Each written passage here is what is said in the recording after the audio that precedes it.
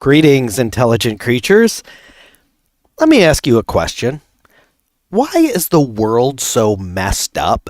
I mean, on a grand scale, there are wars, oppression, ethnic cleansing, famine, and all that bad stuff that we always see on the news. Hopefully, we're not directly involved, but I'm sure some of us are.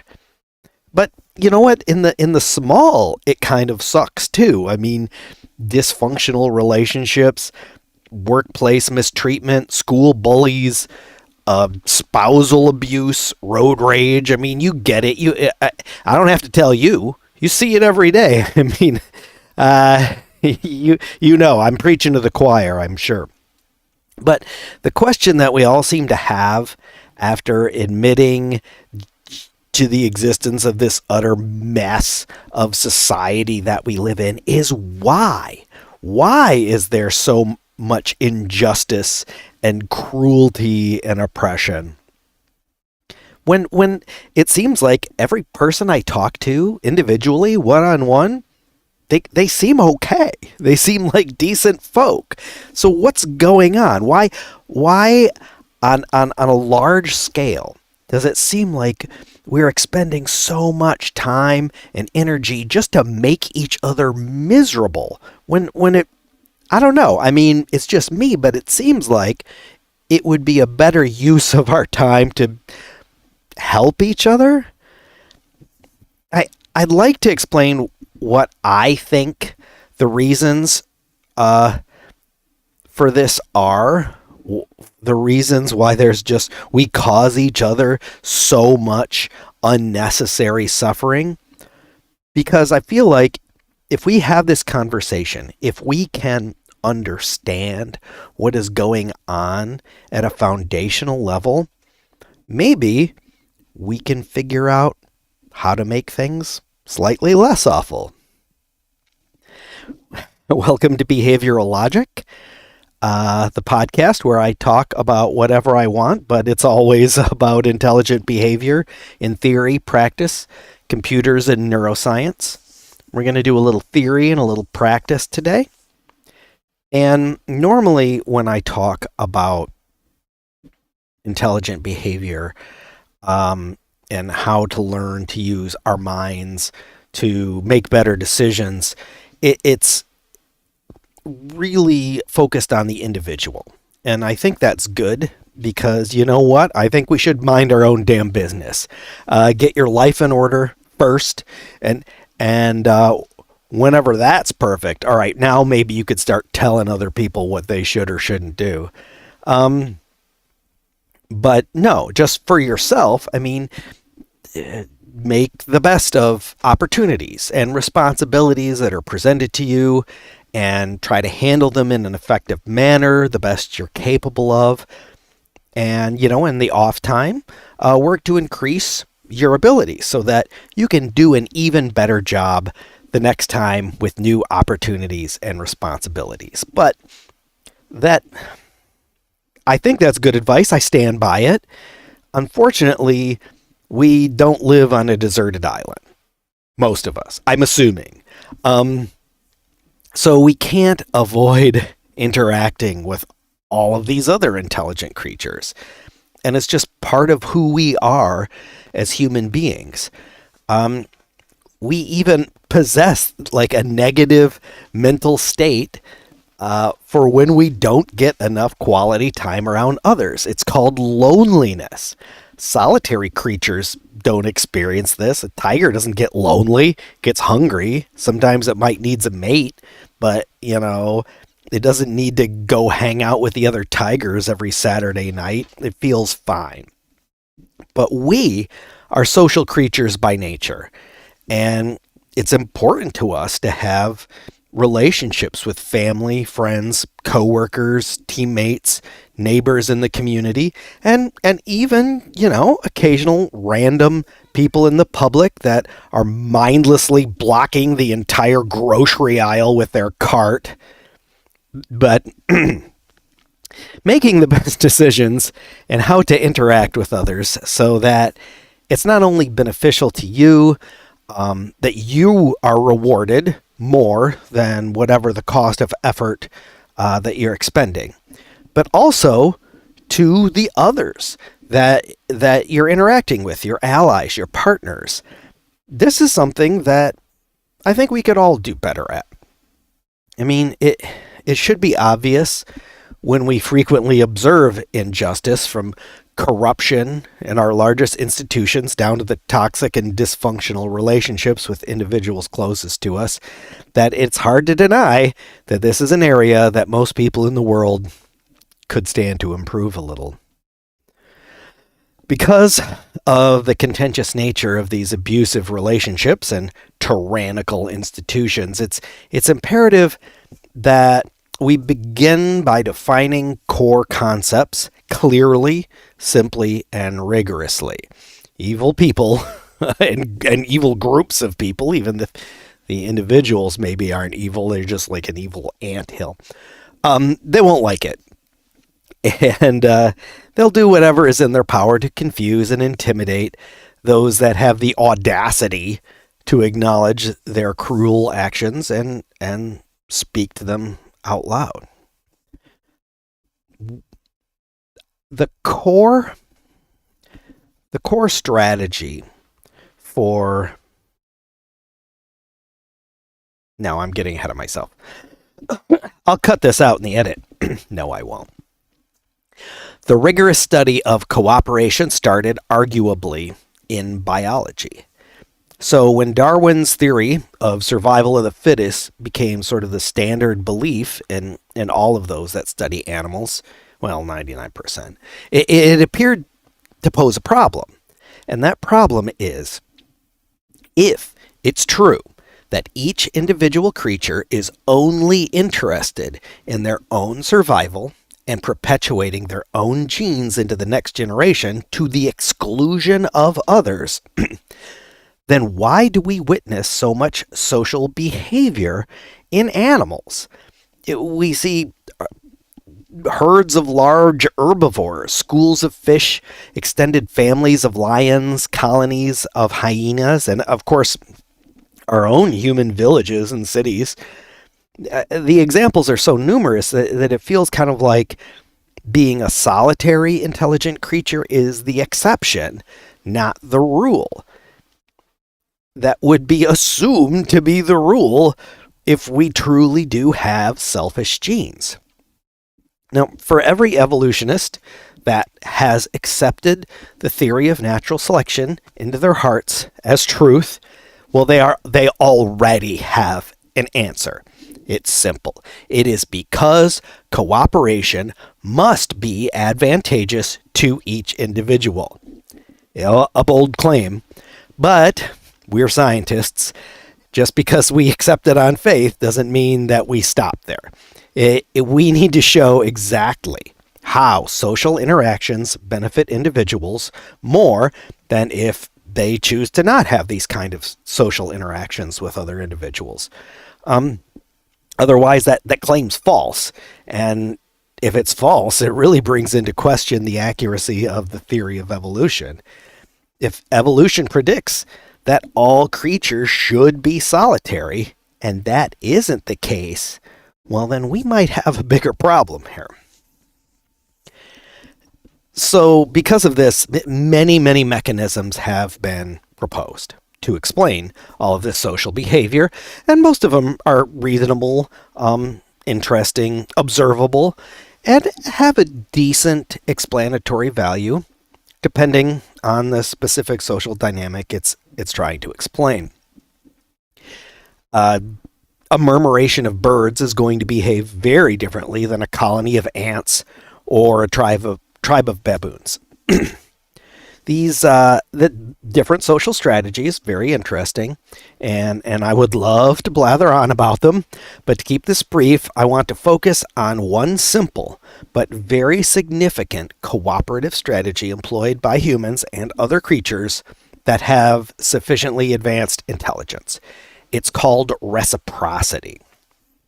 The Cambridge Online Dictionary defines reciprocity as behavior in which two people or groups of people give each other help and advantages. In general, that definition is perfectly cromulent. Witnessing two individuals that help each other, i.e., have a reciprocal relationship, is a very common experience. We can refer to the two individuals as partners or allies, maybe even friends, if you wanted to. This only really works for two individuals, so it can't be directly applied to any larger social groups. But I said I wanted to keep it simple, and you can't have a simpler relationship than two people. So this is a good place to start. Let's focus on understanding the interactions of two individuals first. And once we have a firm grasp of that, we'll be able to examine more complicated social behavior. Just because this social strategy is simple in the number of participants doesn't mean that it's easy to do. Both individuals involved must have a sufficient sense and brain power to be able to identify their partner out of all other possible individuals in future interactions. It also needs to be probable that they will run into each other again. Reciprocity, therefore, only works well in small communities where interactions with the same individual are common. If those prerequisites exist, the ability to identify individuals and a high chance of future interaction, then the reciprocal strategy is pretty simple and straightforward. All you do is simply help those that have helped you in the past and don't help those that haven't. Though always help somebody on the first encounter. Otherwise, how else would you discover which category they fall in? There is a common name for this tactic. It's called tit for tat. And that is essentially the essence of reciprocity. Okay, so let's talk through a simple example of two generic creatures. This is the best I could come up with in a very short period of time. The whole point of these podcasts, I've been spending so much time writing scripts and editing, and I have so many scripts that I'm not getting out. So this is just a dump. I'm doing a lot of dumping here. And if I come across something interesting, I'll put more effort into it. But so here's my best C+ work. So let's take two generic creatures. I don't know what they are, but let's say that they are fruit eaters and they can't climb trees. Terrible climbers. So creature one is hungry and he tries to reach the lowest hanging fruit on a nearby tree, but he can't because it's too tall. Critter 2 comes over and offers to help by picking the fruit if Critter 1 can just lift him up on his back close enough to reach. This could easily be a win for both of them. So Critter 1 hoists Critter 2 up onto his back, and Critter 2 reaches the piece of fruit and picks it. Now, this can go one of two ways. Either Critter 2 comes down, splits the fruit equally with Critter 1, and or he just runs away with the fruit and doesn't give the other one squat. Now, either way, there's no reciprocity yet. That happens the next time they encounter each other. So, if they're using a reciprocal strategy, the next time they find themselves in this position, Critter 1 is not going to allow Critter 2 to climb all over their back again with their gross, dirty feet if they're not going to get anything out of it. And it does remind me of another saying: fool me once, shame on you. Fool me twice, shame on me. Don't get fooled again. So this essence of reciprocity really is a concept of fairness. If someone has helped you in the past, then you should help them in a similar way. If they've actively not helped you in the past, then you're under no obligation whatsoever to help them. In fact, the right thing to do would be actively not help them. If you have no previous experience, then definitely help others. If this sacrifice isn't too great, you don't want to risk any more than you can afford to lose. But if you don't, reach out an olive branch now and then, how are you ever going to make new friends? So reciprocity is a simple and effective cooperation technique. However, it has one major limitation that I've already mentioned. It only works for two individuals. In short, reciprocity doesn't scale. So, if we needed to coordinate cooperation among individuals in larger groups, different strategies. Excuse me, you are not cooperating. He just stands right in front of my prompter. Don't you? You know. You need to employ different strategies. Pack hunters like wolves, hyenas, orcas, and humans can bring down game much larger and elusive than is possible on their own, making coordinated behavior potentially beneficial for all individuals in a larger group. Typically, a small group will choose one member to direct whatever operation they're involved in, the leader. Being able to act as a coordinator grants power to its members not only over larger and more difficult prey, but against solitary individuals outside of the group and even the smaller groups of species. You're a solitary creature, aren't you? Except when it comes to me, then you just bother me all the time. Now, I've been focusing on cooperation, discussing cooperation so far, but it's time to talk about the opposite, which is competition.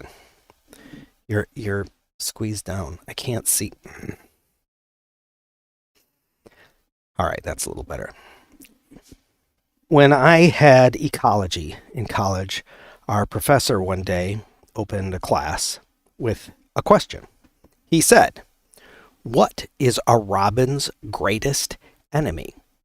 And we all kind of guessed common predators, hawks, cats, humans. But then our professor eventually answered his own question and he said, "Another robin." And after a little more thought, it made sense. Other animals may have occasional hostile encounters, but all robins compete for the exact same resources as all other robins. They eat the same food, they live in the same types of shelter, they woo the same mates. Another robin is a potential threat to everything that a robin needs to survive and reproduce. And this is a major reason why at first Darwinists were just so confounded by the seeming popularity of social behavior. To increase fitness through cooperation, a single member of a species not only has to devise an effective strategy to make cooperations with other individuals beneficial, but to overcome the risk of working with one of your most dangerous enemies. So, this leads us to the problem of a group that follows a leader. Who gets to be the leader? I suppose if only one member of the group wanted to, and they were capable of doing a good job, problem solved. Moving on. Except that doesn't always happen, or even usually happen. It seems to be the person that gets to be the leader is the one who wants the job the most and is willing to do whatever they have to get it. Great. I believe we just invented politics.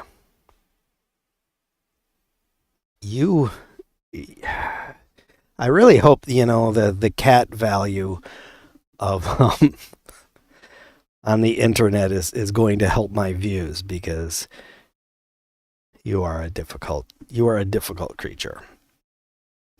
Anyhow, and if this leader who did whatever they had to do to get into position of power perform their duties well. I mean, they're an effective leader and the group accomplishes their goal and it provides everyone more benefit than cost. Also problem solved. Moving on. Good job. But that's not guaranteed to happen. What if the failure of leadership created a result that was not worth the cost? I mean, that would suck. And I suppose everybody could leave the group if they were allowed. But I mean, if you have a leader that was already willing to do whatever they had to be the leader, what do you think they might do if somebody tried to leave? If the real threat of reprisal is significant enough, it could alter the value assessment of cost and benefit to where an ineffective leader doesn't lose groups of members if those members know what's good for them.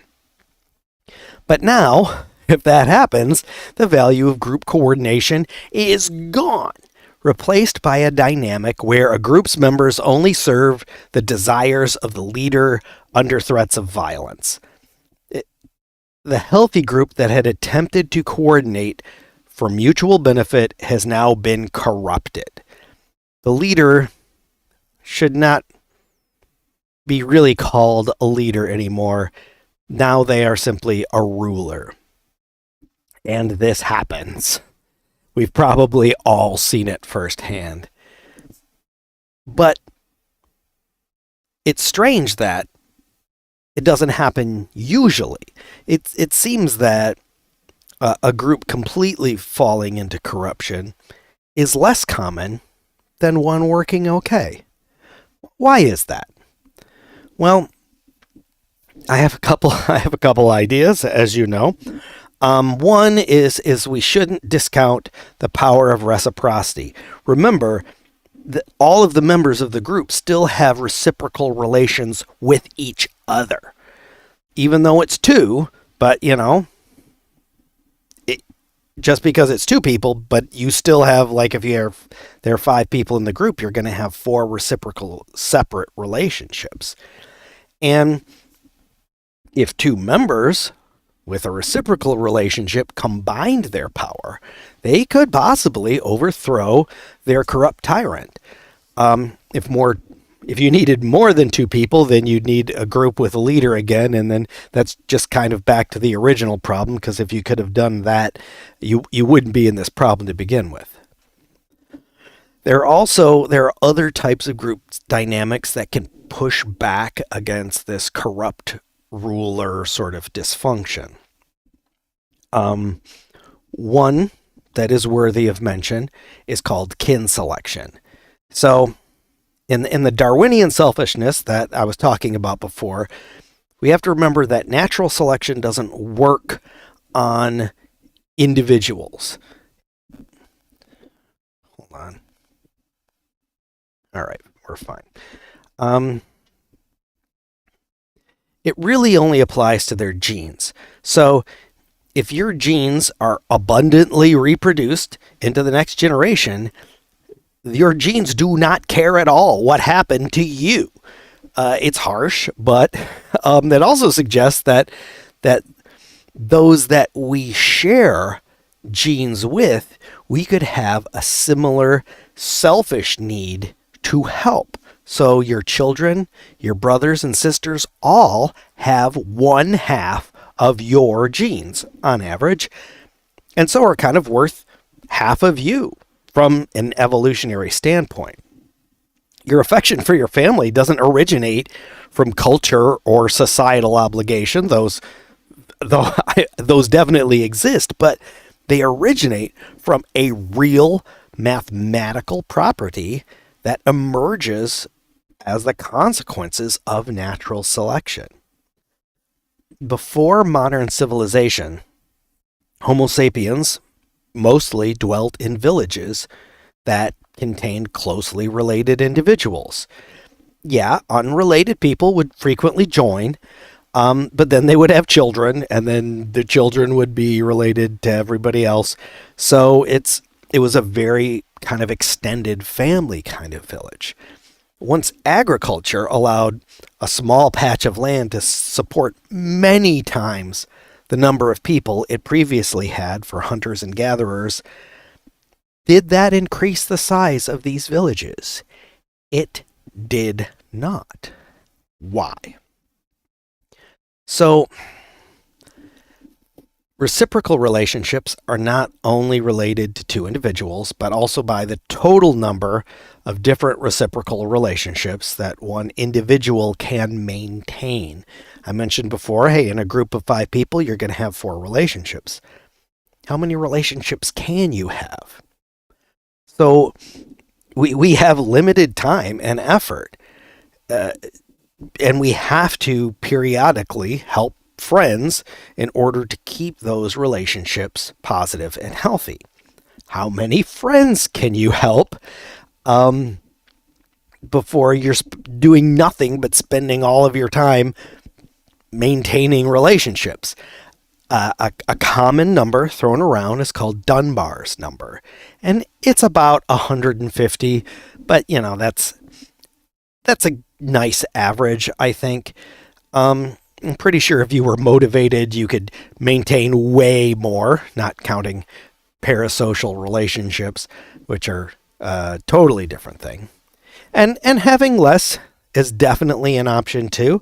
I definitely have less than 150 friends. I know, shocker, right? But I could be a bit of a misanthrope. Oh yes, so much shock there. So, so at this point, 150 people, communities begin to decrease sort of the natural pushback against corruption due to the lessening power of reciprocal and familial relationships. Civilization had a really difficult time transitioning from villages into cities. In order to do that, they had to eventually invent laws. And then once they had laws that everybody had to obey in a justice system, then that allowed enough stability that people could live in larger populations without killing each other. Which is another interesting thing. I don't know if everybody goes back to Hammurabi's laws. Half of them are just about, how you should treat your slaves. It was not a good place to start. But the history of law and order in cities is fascinating. Something I'd love to dig into more. But back to our original small groups. We got a long way to go. We started with 2. Now we got a group of 5. We haven't mentioned what might happen if perhaps there is more than one individual that is willing to go to the mat to get that leadership position.